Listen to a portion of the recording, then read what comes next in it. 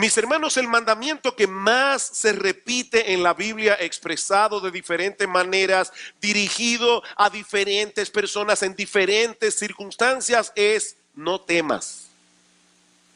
No temas. Más de 300 veces aparece ese mandamiento en la Biblia. Es algo que podemos encontrar a través de toda la historia de la redención. No temas.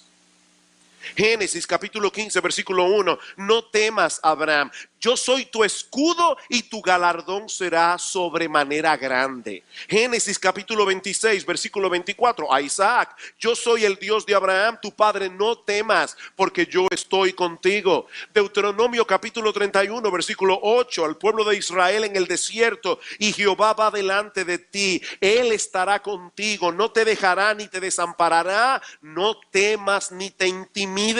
Josué capítulo 1 versículo 9: a Josué, obviamente, mira que te mando que te esfuerzo y seas valiente, no temas ni desmayes, porque Jehová tu Dios estará contigo en donde quiera que vayas. Juan capítulo 14 versículo 27, hablando Jesús con los discípulos: la paz os dejo, mi paz os doy, yo no os la doy como el mundo la da, no se turbe vuestro corazón ni tenga miedo.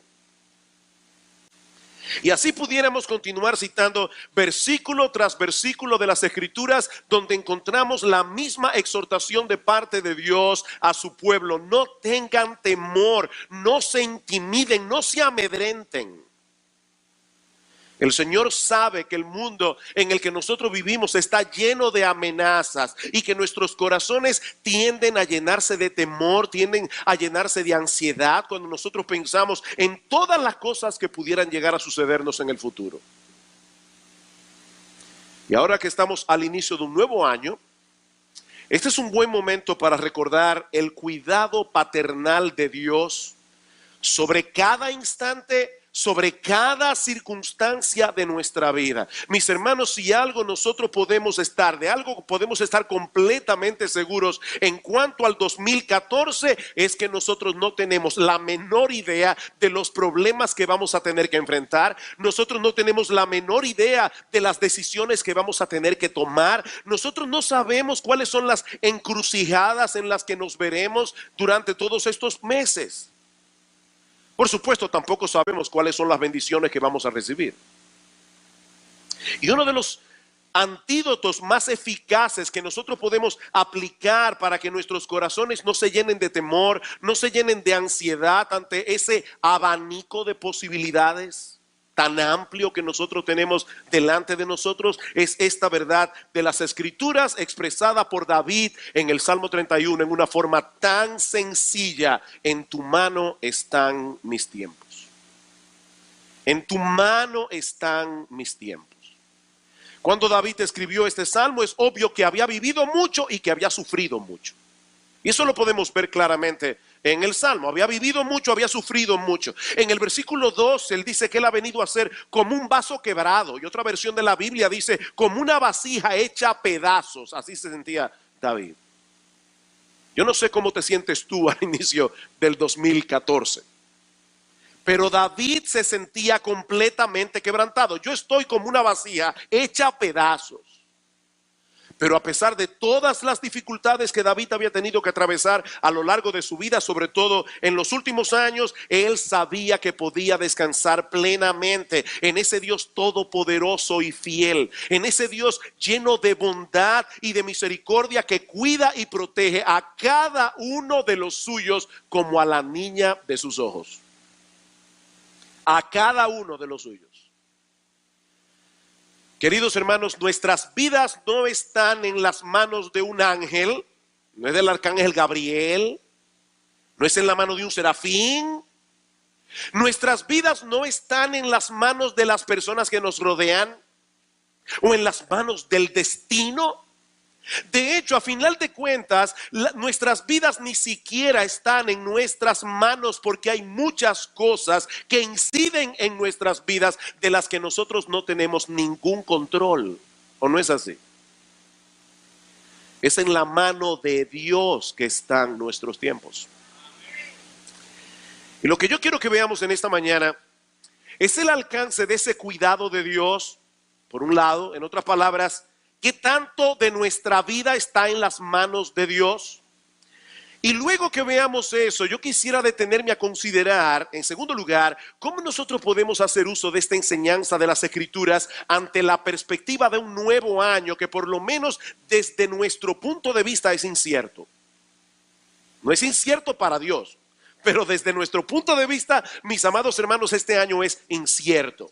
Así que la primera pregunta que yo quiero responder es, ¿qué tanto de nuestra vida está en las manos de Dios? ¿Es un 50%? ¿Es un 70%? Podemos decir, bueno, yo estoy tranquilo porque sé que por lo menos el 90% de mi vida está en las manos de Dios. ¿Hasta dónde llega, mis amados hermanos, el cuidado paternal de Dios? Bueno, David dice, en tu mano están mis tiempos. Y esta palabra tiempo aquí engloba todos los eventos, todas las circunstancias de nuestra vida. Es por eso que la Nueva Versión Internacional traduce este versículo, mi vida entera está en tus manos.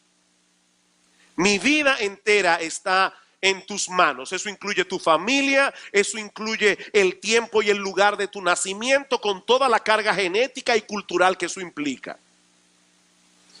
Dice David en el Salmo 139, versículo 13, porque tú formaste mis entrañas, tú me hiciste en el vientre de mi madre. Y luego en el versículo 16 añade, mi embrión vieron tus ojos y en tu libro estaban escritas todas aquellas cosas que fueron luego formadas sin faltar una de ellas. Tal vez tú eres una de esas personas que le hubiera gustado nacer con otro apellido, o haber tenido otro nivel socioeconómico, o que tu apariencia física fuera diferente en algún sentido. Pero mi amado hermano, mi amada hermana, todo eso fue determinado soberanamente por Dios antes de que tú nacieras. En tu libro, dice David, estaban escritas todas aquellas cosas que fueron luego formadas sin faltar una de ellas. Yo le enseñaba a unos jóvenes que estaban en casa en estos días una foto mía con 19 años y le decía, miren que todavía tenía cabello y mucho. Pero Dios había determinado que a partir de ese momento los cabellos de mi cabeza iban a comenzar a caer. Dios determinó eso genéticamente. Algunas personas hubiesen deseado nacer en otra época o en otro lugar, o al menos cambiar algunas de las circunstancias que han tenido que enfrentar a lo largo de su vida. Pero mis amados hermanos, esas cosas no se encuentran en nuestras manos, se encuentran en las manos de Dios. Las agradables y las que no nos agradan en absoluto están en las manos de Dios. Dice en Lamentaciones capítulo 3, versículo 37, ¿quién será aquel que diga que sucedió algo que el Señor no mandó? ¿Quién? De la boca del Altísimo, pregunta Jeremías, ¿no sale lo bueno y lo malo, aquello que nosotros llamamos malo? Sí, yo sé que a todos nos molesta no tener el control en las manos, ¿verdad que sí? Nos encantaría tener en las manos el control, pero lo cierto es, mis amados hermanos, que no lo tenemos. Y ¿saben qué? Qué bueno que no es así. Qué bueno, mis hermanos, que es Dios y no nosotros el que tiene la sartén agarrada por el mango, porque solo Él tiene la sabiduría y el poder que se requieren para llevar a cabo la tarea tan compleja de gobernar todas las cosas que existen, desde la más grande hasta las más pequeñas, y todas ellas para su gloria y para el bien de su pueblo. Todas. Así que si nos preguntamos entonces, ¿qué tanto de nuestra vida está en las manos de Dios? La respuesta es muy sencilla, todo. Todo, el 100% de nuestras vidas. No importa la circunstancia por la que tú estés atravesando, nuestro Dios está en control. Puede ser que a ti te dé la impresión, por lo menos en este momento, de que tu mundo alrededor no tiene ni pies ni cabeza. A ti te da la impresión. Pero es una impresión equivocada. Nuestro Dios está en control. Mis amados hermanos, Él sabe lo que Él está haciendo, aunque nosotros no podamos entenderlo. Yo estoy seguro que todos los miembros de Iglesia Bíblica del Señor Jesucristo, o casi todos, se saben de memoria Romanos 8:28. A los que aman a Dios, todas las cosas les ayudan a bien. Ahora, mis hermanos, para poder cumplir esa promesa, Dios tiene que controlarlo todo, porque el que no controla todo, no controla nada. Un vómito de un muchacho puede hacerte perder una cita importante. Un vómito, un dolor de cabeza, un virus gripal, una tontería. El que no lo controla todo, no controla nada. Dios puede decirnos y prometernos, el que me ama a mí, todas las cosas le ayudan a bien, porque Él tiene un control absoluto sobre todas las cosas que Él creó. Nada ocurre sin la voluntad de Dios. Él es soberano. Él es todopoderoso. Ahora, permítanme ser todavía un poco más específico y considerar algunas de las circunstancias de la vida que están en las manos de Dios, aunque a veces no nos parece que es así. Y aquí voy a tomar prestado 4 encabezados de Octavio Winslow, un pastor del siglo XIX que predicó del Salmo 31:15. Siendo más específicos, ¿qué cosas de nuestras vidas están en las manos de Dios? Bueno, en primer lugar, los tiempos de prosperidad. Los tiempos de prosperidad están en las manos de Dios. Hay personas a quienes Dios les concede ver el fruto de su trabajo. Hay personas a quienes Dios los bendice en su diligencia laboral y multiplica sus bienes y multiplica sus riquezas. En Génesis capítulo 24, versículo 35 dice que Dios enriqueció a Abraham. No fue el diablo que lo hizo, fue Dios. Y cuando Job perdió todos sus bienes en un solo día, inmediatamente reconoció que tanto la prosperidad como la adversidad habían venido de la mano de Dios. Jehová dio, Jehová quitó. Sea el nombre de Jehová bendito. La reacción de Job no fue, ay, ay, ay, Dios me quitó lo que el diablo me dio. No fue Dios que se lo dio y fue Dios que se lo quitó. Fue Dios que se lo dio, fue Dios que se lo quitó. Y mis hermanos, si nosotros perdemos de vista que los tiempos de prosperidad están en las manos de Dios, ¿saben lo que puede suceder? Que vamos a convertir nuestras bendiciones en maldiciones. Los mismos bienes que Dios nos ha dado serán un lazo para nuestra alma. Deuteronomio capítulo 8, versículo 11. Cuídate de no olvidarte de Jehová tu Dios para cumplir sus mandamientos, sus decretos y sus estatutos que yo te ordeno hoy. No suceda que comas y te sacies y edifiques buenas casas en que habites y tus vacas y tus ovejas se aumenten y la plata y el oro se te multipliquen y todo lo que tuvieres se aumente y se enorgullezca tu corazón y te olvides de Jehová tu Dios, que te sacó de la tierra de Egipto, de casa de servidumbre, y digas en tu corazón, mi poder y la fuerza de mi mano me han traído esta riqueza. Cuidado, dice Moisés, acuérdate de Jehová tu Dios, porque Él te da el poder para hacer las riquezas. Él te da el poder para hacer las riquezas.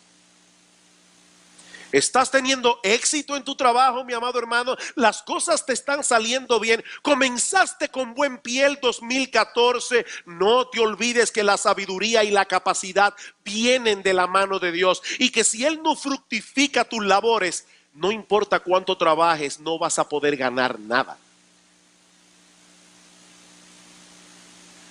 ¿Qué tienes que no hayas recibido? Pregunta Pablo en 1 Corintios 4:7. ¿Qué tú tienes que tú no hayas recibido? Y si lo recibiste, ¿por qué te glorías como si no lo hubieras recibido? ¿Recuerdan ustedes lo que dice en Santiago capítulo 4, versículo 13 al 15, cuando habla de aquellos individuos que tienen muchos planes en su mente? Dice, vamos ahora los que decís, hoy y mañana iremos a tal ciudad y estaremos allá un año y traficaremos y ganaremos, cuando no sabéis lo que será de mañana. No sabéis lo que será de mañana.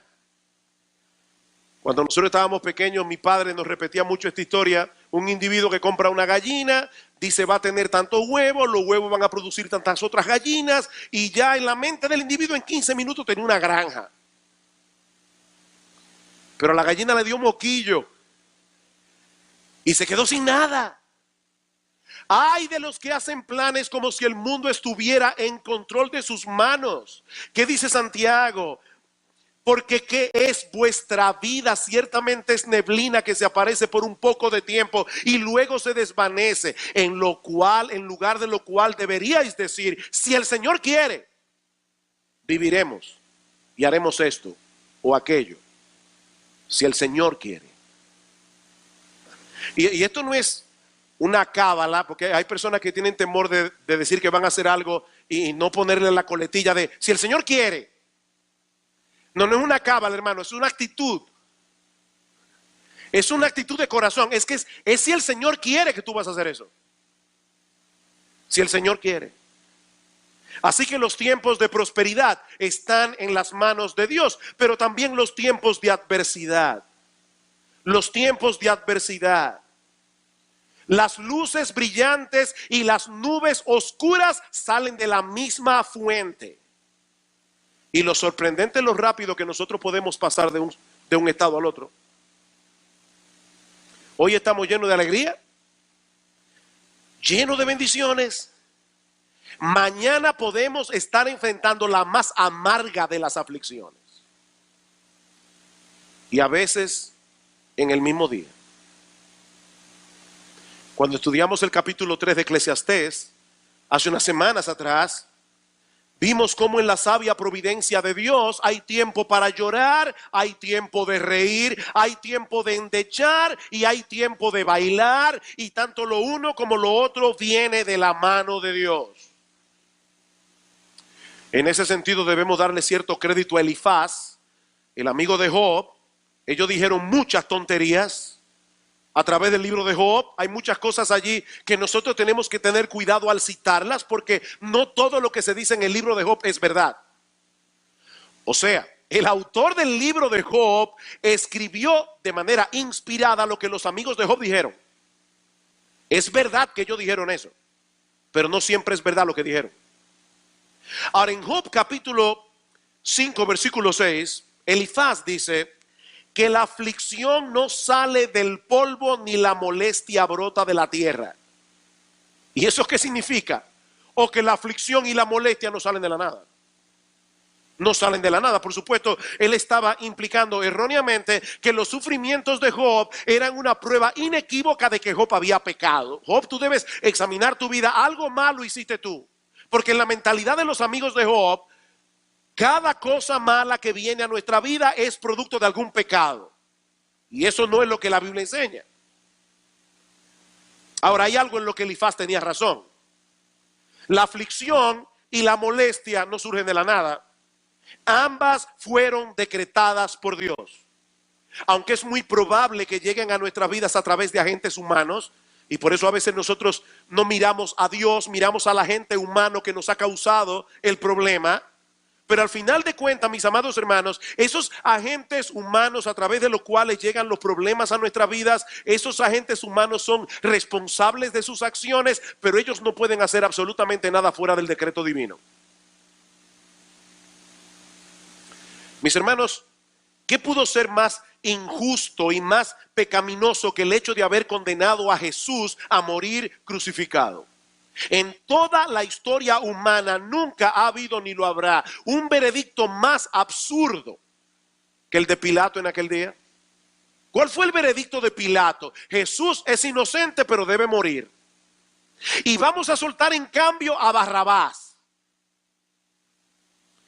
Pero ¿qué dice en Hechos capítulo 4 versículo 27? Porque verdaderamente se unieron en esta ciudad contra tu santo Hijo Jesús, a quien ungiste Herodes y Poncio Pilato con los gentiles y el pueblo de Israel, para hacer cuanto tu mano y tu consejo habían antes determinado que sucediera.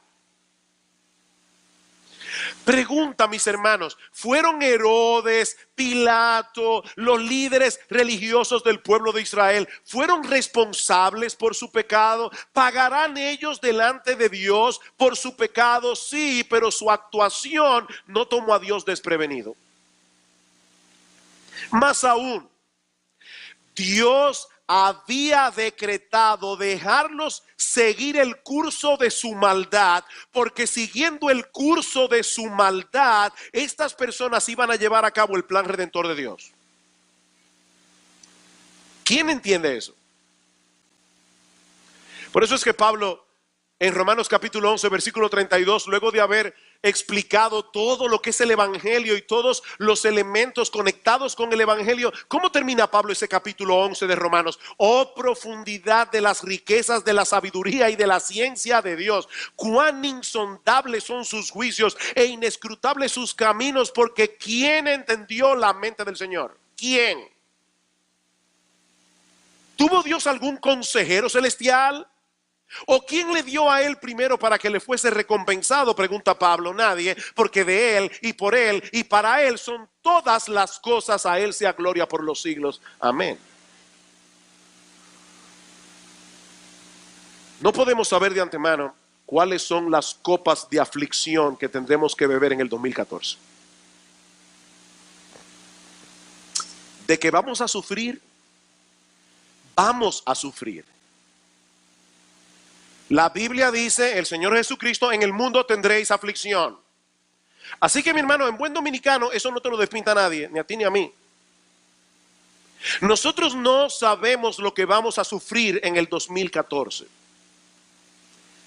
Pero no olvidemos que esos tiempos de adversidad vienen de la mano de Dios y que Dios no tiene despropósito alguno. Dios no tiene despropósito alguno. Tal vez tendrás que sufrir la pérdida de algo que tú atesoras y algo que es bueno en sí mismo, pero es posible que ese algo se esté convirtiendo en un ídolo en tu vida. Y Dios te lo va a quitar. Tal vez tendrás que pasar por intensos periodos de soledad en el 2014.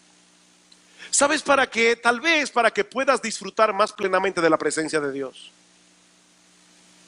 Es posible que el Señor quiera enseñarte en el 2014 a ser más paciente. Y cuidado con pedir paciencia. Debemos pedir paciencia. Pero todos aquí sabemos cómo es que Dios se las arregla, ¿verdad? Para producir paciencia. La prueba de vuestra fe produce un carácter aprobado, dice la Biblia. Y una de las cosas que produce es paciencia. Es posible que Dios quiera ponerte en disyuntivas donde te enseñe a depender más de Él en oración. Yo no sé cuáles pueden ser todos los propósitos de Dios. Hablando de la aflicción que tuvieron que atravesar durante su ministerio en Asia, Pablo dice en 2 Corintios capítulo 1 versículo 9 que Dios los había colocado en una situación extremadamente angustiosa, a tal punto, dice Pablo, que perdimos toda esperanza de conservar la vida. ¿Y todo eso para qué? Para que no confiásemos en nosotros mismos, dice Pablo, sino en Dios que resucita a los muertos. Dios quería cuidar a Pablo. Dios quería que Pablo no confiara en sí mismo. Los tiempos de prosperidad, los tiempos de adversidad están en las manos de Dios. Pero ahora voy a decirles algo todavía más extraño. Los tiempos de tentación, los tiempos de lucha espiritual también están en la mano de Dios. Ese es uno de los aspectos de la vida cristiana que más turbación y temor produce en el corazón de un verdadero cristiano. Nosotros no sabemos cuáles serán las tentaciones que tendremos que enfrentar en los próximos meses, pero algo sí podemos saber con toda certeza, mis hermanos: seremos tentados y en ocasiones tendremos que atravesar por periodos de intensa lucha espiritual. Pablo habla del día malo. El día malo. Son periodos de tentaciones inusuales. Pero dice la Escritura en 1 Corintios capítulo 10 versículo 13 que no nos podrá sobrevenir ninguna tentación que no sea común a los hombres, y que fiel es Dios, que no os dejará ser tentados más de lo que podéis resistir, sino que dará también juntamente con la tentación la salida para que podáis soportar. Ya hay un cúmulo de tentaciones que vendrán a tu vida durante el 2014. ¿Saben qué, mis amados hermanos? Ya Dios preparó la salida para cada una de ellas. Ya Dios preparó la salida. Los tiempos de tentación están en las manos de Dios. Él no tienta a nadie. Santiago capítulo 1 versículo 13, Dios no puede ser tentado por el mal, ni Él tienta a nadie. Pero mis hermanos, ninguna tentación viene a nuestras vidas hasta que no haya sido primero supervisada y permitida por Dios. Él no nos dejará ser tentados más allá de lo que podemos resistir. ¿Qué implica eso? Que nada puede tocar a un hijo de Dios a menos que Él lo permita. Si va a venir una tentación a tu vida que ya Dios sabe de antemano que tú no vas a poder soportarla, Dios la quitará de tu camino.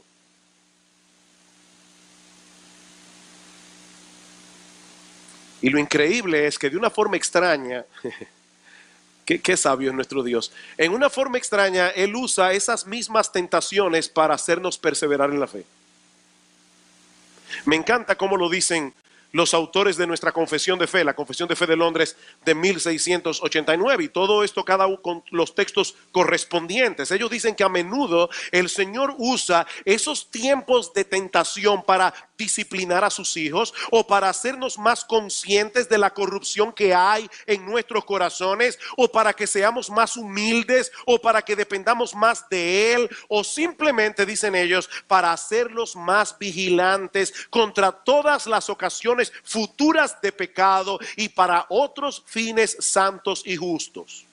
Por consiguiente, dicen los autores de la confesión, todo lo que ocurre a cualquiera de sus escogidos es por su designio, para su gloria y para el bien de ellos.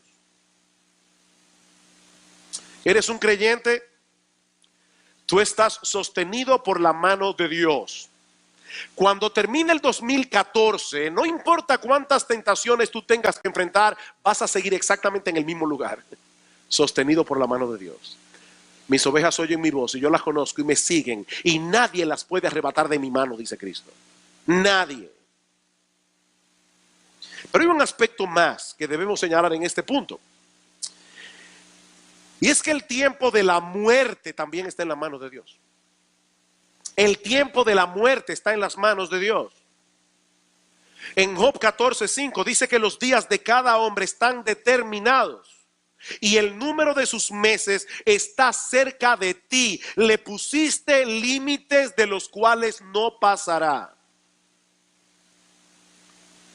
Ninguno de nosotros puede estar seguro de que estará aquí en diciembre del 2014. Ninguno. Pero de lo que sí podemos estar seguros es de que nadie se irá antes de tiempo. Y de que si es un creyente, cuando le toque partir estará infinitamente mejor que ahora. De eso sí podemos estar seguros. Así que, mis hermanos, no tenemos nada que temer, porque aún el tiempo de nuestra muerte está en las manos de Dios. Y porque las aflicciones del tiempo presente no son comparables con la gloria venidera que en nosotros ha de manifestarse, como dice Pablo en Romanos capítulo 8, versículo 18. Es incomparable la gloria que nos espera. Partir y estar con Cristo es muchísimo mejor. He ahí entonces la enseñanza esencial de este texto. Toda nuestra vida está en las manos de Dios. Él es soberano, Él es el Dios de toda gracia, Él es el Dios de toda bondad, Él es el Dios de toda sabiduría, Él es el Dios que se identificó plenamente con nosotros a través de la encarnación de su Hijo, nuestro Señor Jesucristo, y es en su mano que están nuestros tiempos. La pregunta que yo quiero responder ahora es, en los minutos que nos restan, ¿cómo podemos aplicar esta verdad en nuestra vida práctica? ¿Qué hacemos con esto? Estamos comenzando el 2014. Como decía aquel famoso de Van Inter, ¿verdad? Tenemos delante de nosotros todas las posibilidades. Cualquier cosa puede pasar. ¿Qué hacemos con esto? Porque una cosa es enseñar y creer en esa enseñanza bíblica de que todas las cosas están, ¿verdad?, bajo el cuidado de Dios. Pero es otra muy diferente vivir a la luz de esa verdad. Yo estoy seguro que todos aquí sabemos que para tener una buena calidad de vida hay que hacer ejercicio y comer bien. Todos sabemos eso. Ahora, yo no le voy a preguntar aquí cuántos de ustedes hacen ejercicio. No los voy a avergonzar. El hecho de que nosotros sepamos que hay que hacer ejercicio no nos lleva a hacer ejercicio. Y el hecho de que sepamos que debemos comer de una manera adecuada no nos lleva a tener una dieta balanceada. Así que se puede saber una verdad y no necesariamente vivir conforme a ella. Y lo mismo puede suceder con esta doctrina del cuidado paternal de Dios, de la soberanía de Dios. De nada sirve saber que nuestras vidas están en las manos de Dios si no aplicamos esta enseñanza a las diferentes situaciones que tendremos que enfrentar en los meses venideros. ¿En qué nos ayuda saber que en las manos de Dios están nuestros tiempos? Bueno, en primer lugar, esta enseñanza nos acerca a Dios al recordar que Él es un Dios cercano. Esta enseñanza nos acerca a Dios al recordar que Él es un Dios cercano. Mis amados hermanos, nuestro Padre Celestial no cuida de nuestra vida a control remoto. Esta es una época que todo se maneja a control remoto. Bueno, Dios no lleva adelante su providencia, Dios no cuida, Dios no protege a sus hijos al control remoto. Es en su mano que están nuestros tiempos. ¿Lo quieren más cerca? En su mano. Y ese es un aspecto que fácilmente podemos perder de vista, sobre todo en una época como esta en la que nos ha tocado vivir. En los días de David, cuando escribió este salmo, las personas dependían directamente del campo. Ellos sabían que una sequía podía llevarlos a pasar hambre. Ellos sabían que una temporada de mucha lluvia podía dañar los sembrados, podía ser una verdadera calamidad. Y por lo tanto, era más fácil para un judío piadoso ver la mano de Dios en todas aquellas cosas de las cuales dependía el sostén de su vida. Por ejemplo, el mismo David en el Salmo 104 escribe: Él hace producir el heno para las bestias, Él lo hace. Y la hierba para el servicio del hombre, sacando el pan de la tierra, y el vino que alegra el corazón del hombre, el aceite que hace brillar el rostro, el pan que sustenta la vida del hombre. ¿Quién hace eso? ¿Quién provee esas cosas? Dios las provee. Y más adelante en el versículo 27 dice: todos ellos, hablando de todas las criaturas creadas por Dios, todos ellos esperan en ti para que les des su comida a su tiempo. Les das, recogen. Abres tu mano, se sacian de bien. Escondes tu rostro y se turban. Les quitas el hálito, dejan de ser y vuelven al polvo. Luego envías tu espíritu, son creados y renuevas la faz de la tierra. Estos hombres estaban muy conscientes del cuidado personalizado de Dios. Ese es un concepto, ¿verdad?, que está muy de moda en las empresas hoy. Un cuidado personalizado. Bueno, Dios tiene un cuidado personalizado sobre su creación y especialmente sobre cada uno de sus hijos. Pero ¿qué pasa hoy? Nosotros vamos al supermercado, compramos una serie de productos que han llegado hasta allí a través de una cadena de intermediarios y fácilmente podemos perder de vista que si Dios decidiera cerrar su mano, si Dios decidiera por un instante dejar de proveernos, mis amados hermanos, no tendríamos nada que comer.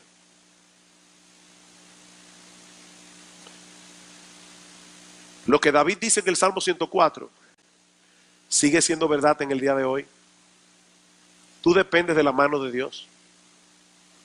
Tú dependes de la mano de Dios día tras día.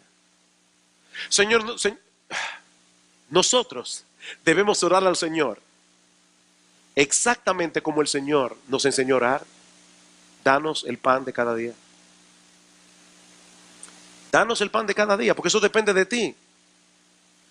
Mis hermanos, nuestro Dios es un Dios cercano. Él está atento a cada uno de sus hijos en una forma especial. Mira, mi hermano, si tú fueras el único creyente, el único cristiano sobre la faz de la tierra, Dios no tendría más cuidado de ti que el que tiene ahora cuidando a millones. No sé si se entendió ese concepto, pero si tú fueras el único creyente, no hubiera otro creyente en la tierra, Dios no estaría más atento a ti que lo atento que Él está ahora, cuidando a millones. Porque Él es omnipresente, Él es omnisciente. Él puede cuidarlos a todos como si fueran los únicos, al mismo tiempo. ¿Y sabes lo que ocurre cuando nosotros tenemos esa perspectiva de un Dios cercano? Que eso nos anima a acercarnos a Él. Eso nos anima a acercarnos. Con la confianza de un hijo que sabe que es amado, con la confianza de un hijo que sabe que es atendido por su padre. Hebreos capítulo 4, versículo 16. Acerquémonos pues confiadamente al trono de la gracia para alcanzar misericordia y hallar gracia para el socorro oportuno. Acerquémonos confiadamente. Nuestro Dios es un Dios cercano. En segundo lugar, esta enseñanza es un poderoso antídoto contra la ansiedad y el temor. Esta enseñanza es un poderoso antídoto contra la ansiedad y el temor. Me encontré con una hermana este miércoles. Yo creo que a ella no le va a molestar que yo diga esto, además que ustedes no saben quién es. Que me decía, mi hermano perdió el trabajo, yo perdí el trabajo. Es duro comenzar el año así.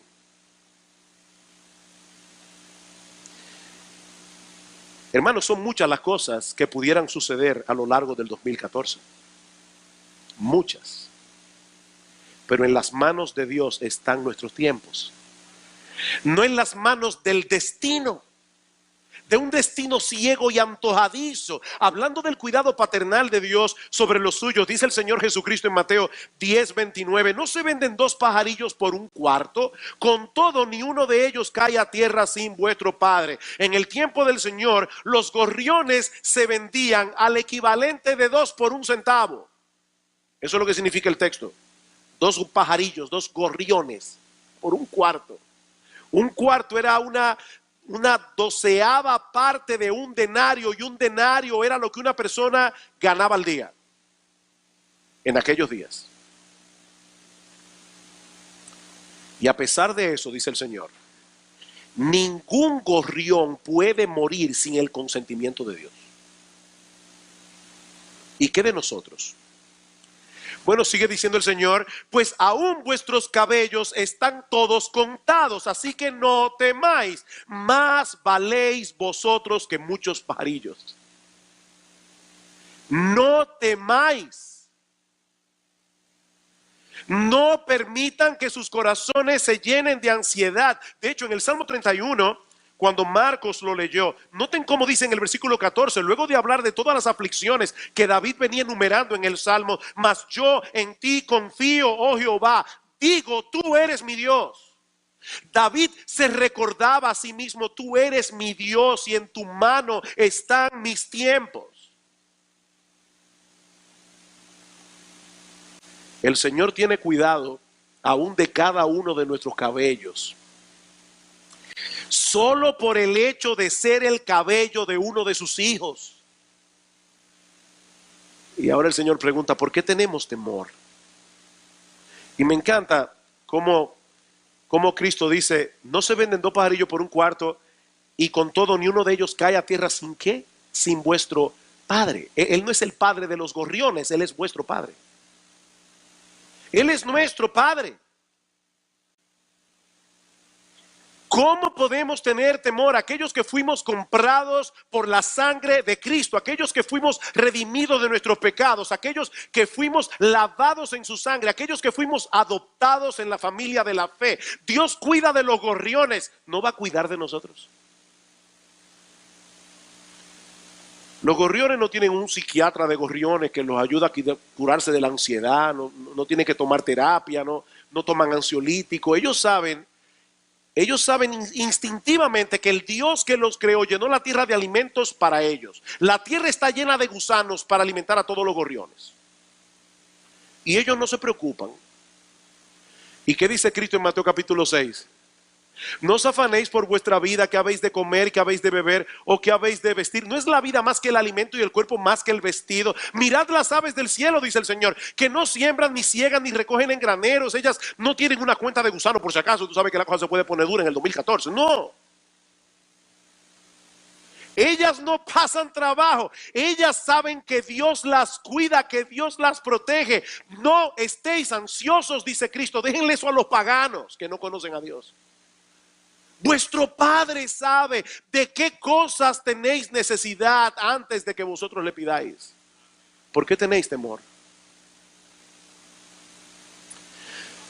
Es interesante notar que muy probablemente cuando Cristo estaba en la cruz del Calvario, Él estaba pensando en el Salmo 31.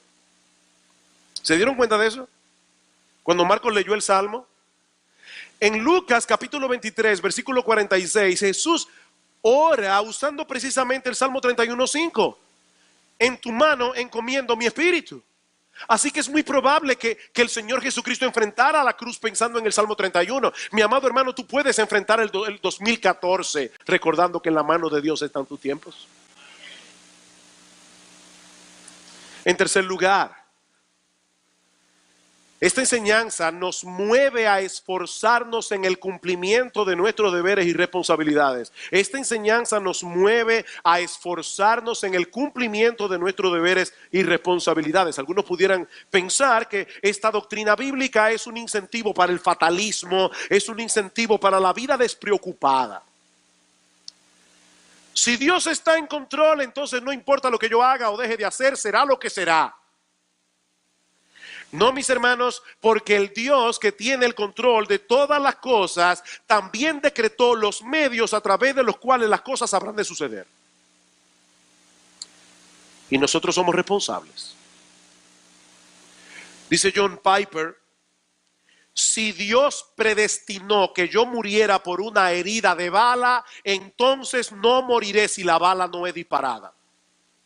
Si Dios predestinó que yo fuera sanado por una cirugía, entonces si no hay cirugía no seré sanado. Pastor, eso es un misterio, yo lo sé. Pero a nosotros no se nos pide que desentrañemos el misterio de la soberanía de Dios por un lado, la responsabilidad humana por el otro. Pero el hecho de saber que las cosas no se mueven al garete, sino bajo el cuidado paternal de un Dios sabio y todopoderoso, debe ser un incentivo para la acción, no para la despreocupación.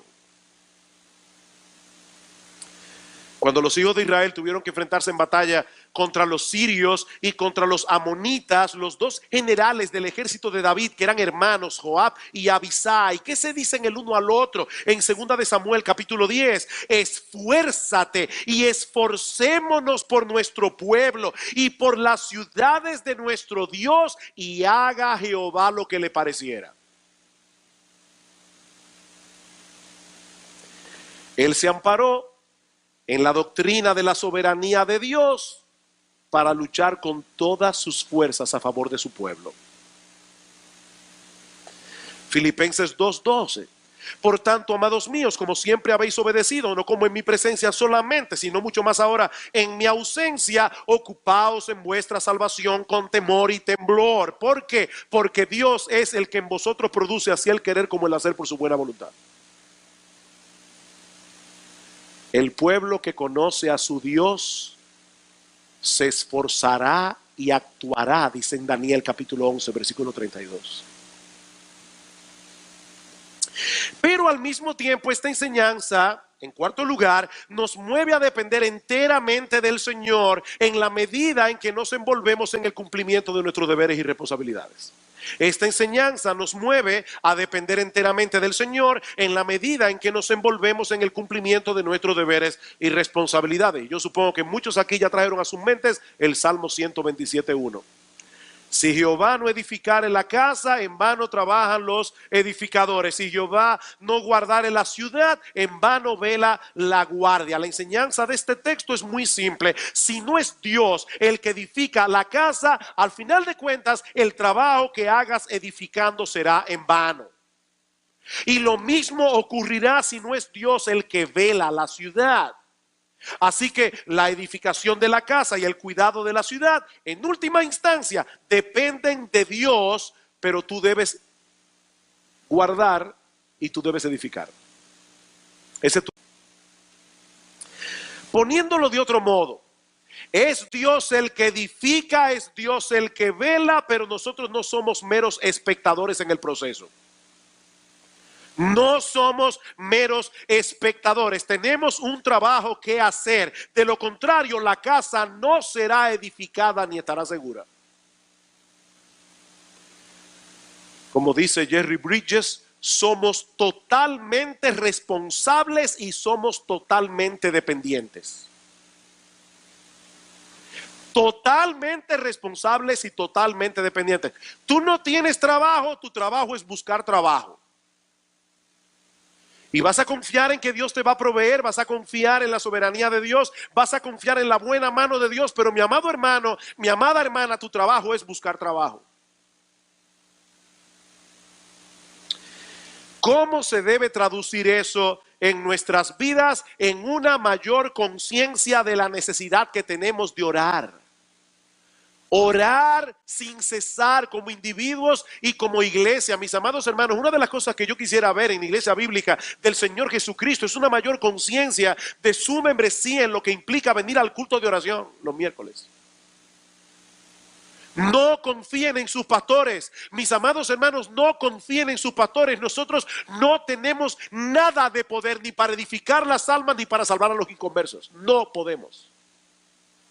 Tenemos que orar sin cesar.